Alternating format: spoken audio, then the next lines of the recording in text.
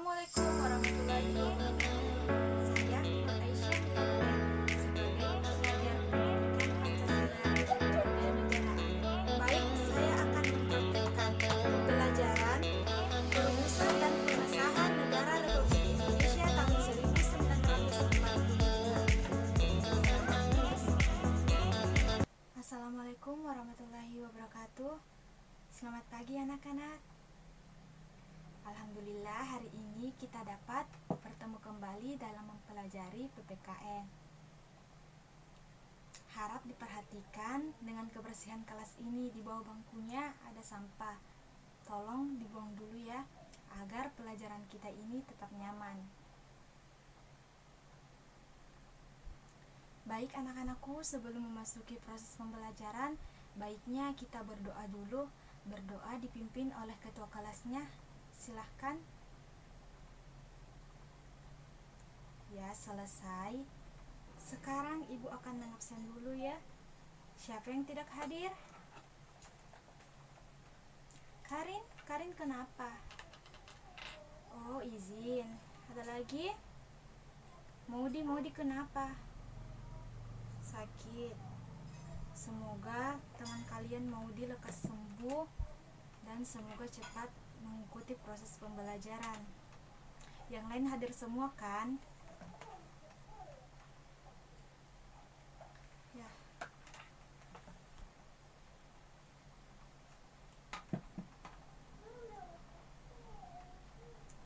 Kita lanjut ya anak-anak. Pada pertemuan sebelumnya, siapa yang ingat apa yang kita pelajari? Ya, silahkan. Apa? Norma dan keadilan. Apa itu norma?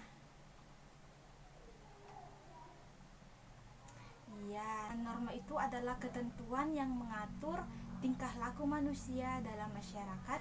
Berarti kalian paham ya tentang pelajaran sebelumnya. Nah, sekarang pembelajaran hari ini bab 3, yaitu perumusan dan pengesahan Undang-Undang Negara Republik Indonesia tahun 1945. Nah, di sini ada BPUPKI. BPUPKI itu merupakan nama Indonesia, sedangkan nama Jepangnya itu Dokuritsu Junbi Kosakai. Masing-masing tokoh merumuskan sesuai ide mereka masing-masing. Meskipun berbeda-beda, tetapi persatuan di sini tetap diprioritaskan. Masing-masing tokoh merumuskan beberapa rumusan baik secara lisan maupun tulisan dari ketiga tokoh tersebut. Apa yang terkait dari ketiga tokoh tersebut? Yang terakhir adalah Insinyur Soekarno. Dia merumuskan Pancasila yang terlahir pada saat tanggal 1 Juni 1945. Pancasila lahir pada tanggal 1 Juni 1945, hasil dari ide-ide Insinyur Soekarno. Maka langkah selanjutnya adalah menyusun Undang-Undang 1945 sebagai landasan operasional negara Indonesia setelah BPUPKI berhasil melaksanakan tugasnya dengan baik. Maka BPUPKI itu dibubarkan, di mana lembaga yang menggantikan BPUPKI adalah apa? Siapa yang tahu? Iya, benar sekali, PPKI. Ya, PPKI ini adalah Panitia Persiapan Kemerdekaan Indonesia yang merupakan hasil buatan Indonesia. PPKI melaksanakan sidang yang pertama kalinya pada tanggal 18 Agustus 1945. Di antaranya, dalam sidang yang pertama itu mengesahkan Undang-Undang 1945. Jadi di sini jelas Undang-Undang 1945 disahkan oleh Badan PPKI yang merupakan buatan asli Badan Indonesia. Selanjutnya itu arti penting Undang-Undang Dasar 1945. Undang-Undang Dasar memiliki beberapa bagian. Di antaranya yang pertama itu pembukaan. Di dalam pembukaan terdapat 4 alinea. Alinea pertama, alinea kedua, alinea ketiga, dan alinea keempat. Di alinea keempat ini terdapat rumusan dasar negara Indonesia, yaitu Pancasila. Selain terdapat Pancasila pada alinea keempat, juga terdapat tujuan negara Indonesia.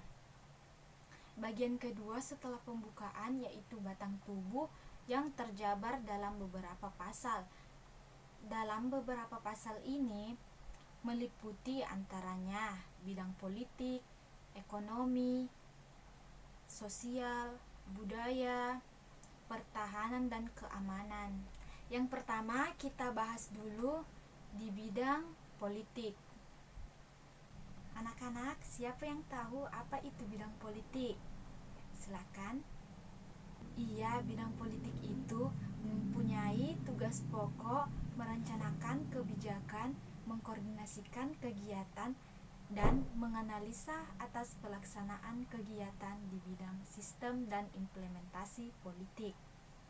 Ibu lanjut, masalah ketatanegaraan Indonesia dalam berpolitik semuanya diatur dalam Undang-Undang 1945.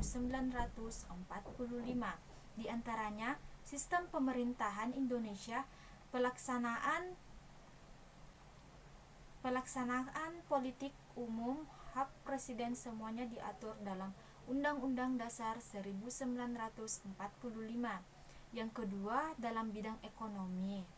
Bidang ekonomi ini, perekonomian dalam Indonesia juga diatur dalam undang-undang, tepatnya pada pasal 33.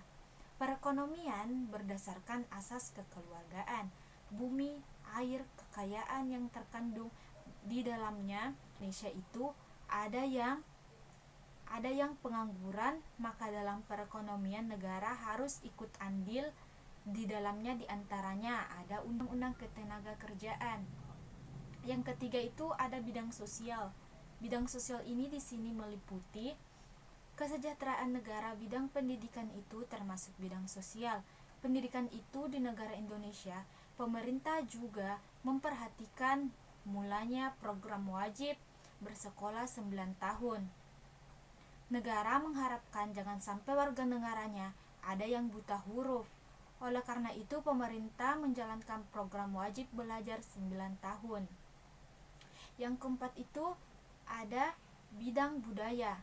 Kebudayaan juga diatur dalam undang-undang bahwa kebudayaan nasional berasal dari kebudayaan daerah. Ingat, semboyan negara kita adalah Bhinneka Tunggal Ika. Berbeda-beda, tetapi apa? Tetap satu. Ya, tetapi satu tujuan. Negara Indonesia beragam keragaman dalam bidang suku, agama, adat istiadat, dan lain-lain. Masing-masing daerah itu memiliki perbedaan adat istiadat. Hal ini diatur belakangi karena negara Indonesia adalah negara kepulauan yang tersebar dari Sabang sampai Merauke. Apakah anak-anakku paham sampai di sini? Paham? Ya, Ibu lanjut ya. Yang kelima itu ada bidang pertahanan dan keamanan. Negara Indonesia menjadi tugas utama kepolisian, ABRI, TNI, diantaranya Angkatan Udara, Angkatan Darat, dan Angkatan Laut. Tetapi itu semua tidak lepas dari peran serta warga negara untuk menjaga pertahanan negara. Yang terakhir, Ibu akan membahas peran tokoh perumus Undang-Undang 1945. Sebelum merumuskan undang-undang, para tokoh tersebut merumuskan dasar negara. Dasar negara, tokoh tersebut saling bersatu meskipun memiliki perbedaan pendapat yang berbeda-beda. Peran tokoh dalam perumusan pengesahan undang-undang kebersamaan demokrasi sangat dijunjung tinggi.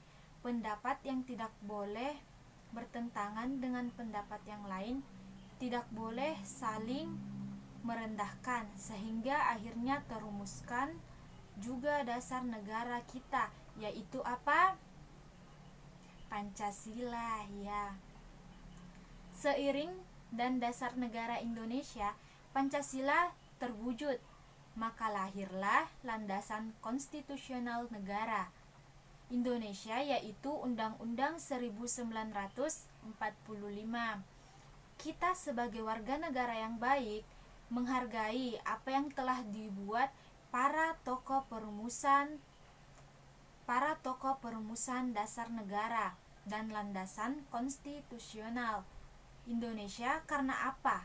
Karena mengganti pembukaan Undang-Undang 1945 sama halnya dengan membubarkan negara Indonesia. Sini jelas bahwa keberadaan Undang-Undang 1945 sangat berarti.